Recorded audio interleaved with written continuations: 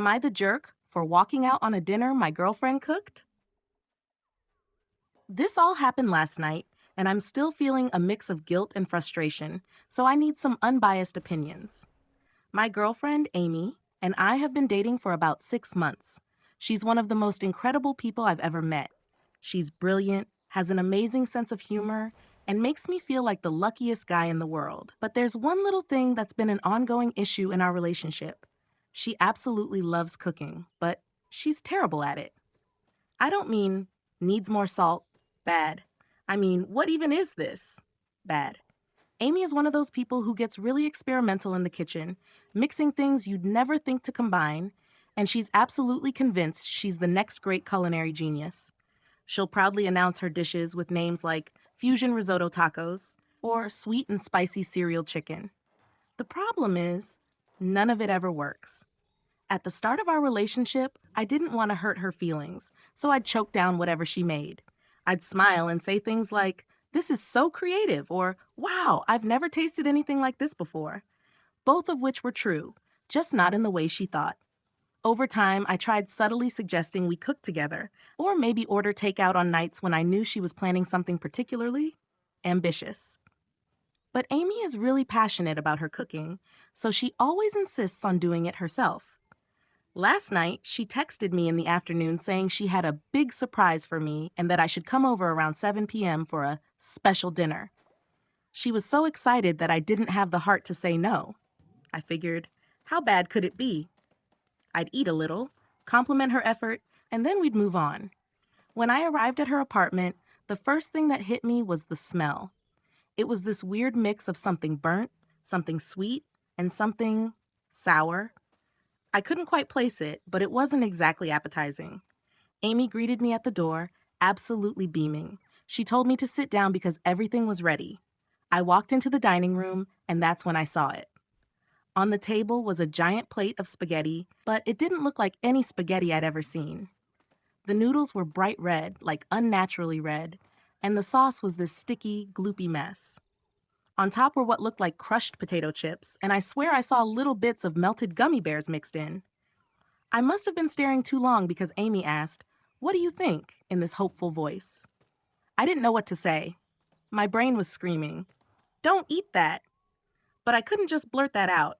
So I went with, "Wow, this is unique. What's in it?"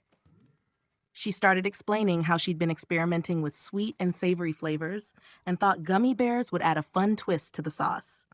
She'd also added some chili flakes for heat and used crushed chips as a crunchy topping.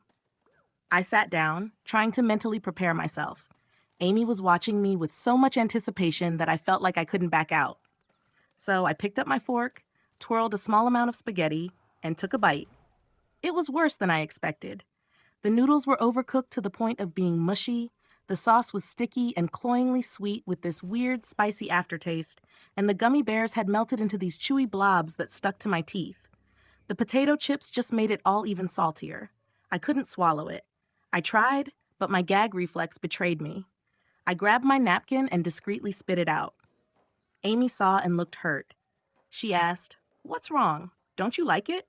I panicked and tried to soften the blow. I told her I appreciated her effort, but that the dish just wasn't to my taste. That's when she got defensive. She said I never appreciate how hard she works to make these meals and that I'm always criticizing her cooking. For the record, I've never outright criticized her. I've just been strategic in my feedback. But last night, she was clearly upset. She said she'd spent hours planning and cooking this meal, and I couldn't even pretend to enjoy it.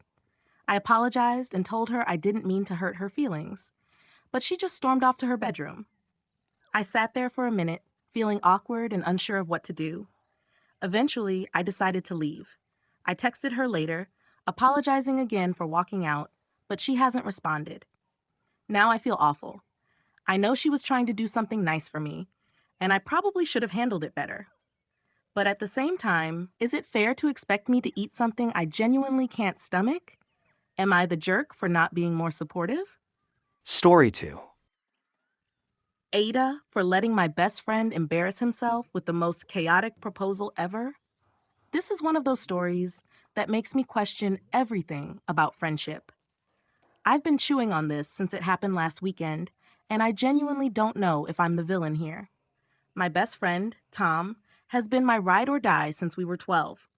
He's the kind of guy who has endless energy, wildly ambitious ideas, and a blind spot the size of Texas when it comes to consequences. Over the years, I've gotten used to him dragging me into his crazy schemes, and I've always had his back. But this time was different. Tom has been dating Samantha for about a year now. She's great, smart, funny, a little introverted, but she's the perfect balance to Tom's chaos. They seem happy, and honestly, I figured he'd pop the question eventually. What I didn't expect was the absolute disaster of a proposal he threw together last Saturday. 2 weeks ago, Tom called me, practically vibrating with excitement. Bro, he said, I'm going to propose to Samantha, and it's going to be epic. Like, unforgettable. That should have been my first red flag. He refused to tell me the details, just said he'd need my help setting up. Knowing Tom, I figured it'd be a little over the top but harmless. Maybe a fancy dinner or a scenic spot with fairy lights. You know, something normal. Boy, was I wrong. When I showed up at his apartment on Saturday, the first thing I noticed was the smell. It was this overpowering mix of cake, sweat, and something faintly plastic. I walked in and was immediately greeted by chaos. Tom had rented a karaoke machine, hung up a tangled mess of string lights, and set up these cheap strobe lights that made the whole room feel like a budget nightclub. There were balloons everywhere, none of which matched, and a giant cake on the table that said, "Samantha, marry me," in lopsided pink icing. The cake was already starting to sag because Tom had forgotten to refrigerate it. And the pièce de résistance? A playlist of Tom's favorite 2000s emo and pop-punk songs was blasting through a single Bluetooth speaker. Think Blink-182, Fall Out Boy, and Paramore. Romantic, right? I just stared at him, trying to process the scene. This is your proposal? Tom grinned. Hell yeah, she's gonna love it. Karaoke, cake, her favorite people. It's perfect. Now here's the thing about Samantha. She hates surprises. She's mentioned it multiple times. She's also told me, in no uncertain terms, that she finds karaoke humiliating. I reminded Tom of this, but he waved me off. Nah, man, she'll love it because it's coming from me. Trust me, I know her better than anyone.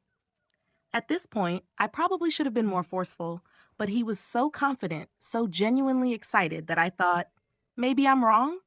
Maybe she'll actually love it? Spoiler alert, she did not.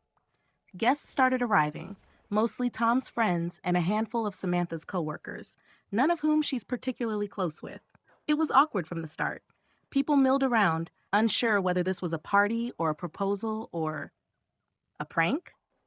The strobe lights were giving everyone headaches, the karaoke machine wasn't working, and Tom kept shoving warm beer into people's hands like he was hosting a frat party. Then Samantha arrived. The moment she walked in, her face fell. She stood in the doorway, taking in the balloons, the strobe lights, the cake, and Tom standing there holding a microphone. You could see her soul leaving her body. "Surprise!" Tom yelled, oblivious.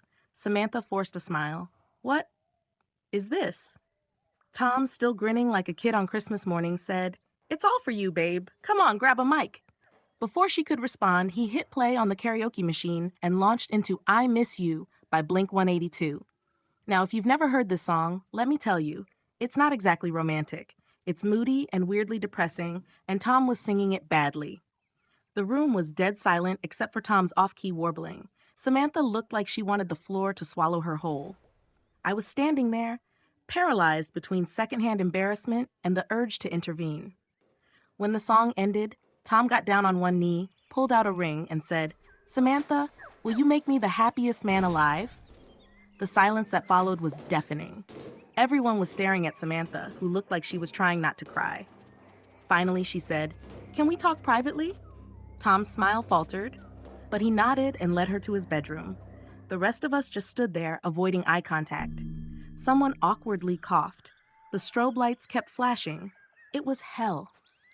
After about 15 minutes, Samantha came out, grabbed her coat, and left without a word. Tom came out a few minutes later, looking like he'd just been hit by a bus. He told everyone to leave and didn't say a word to me as I walked out the door.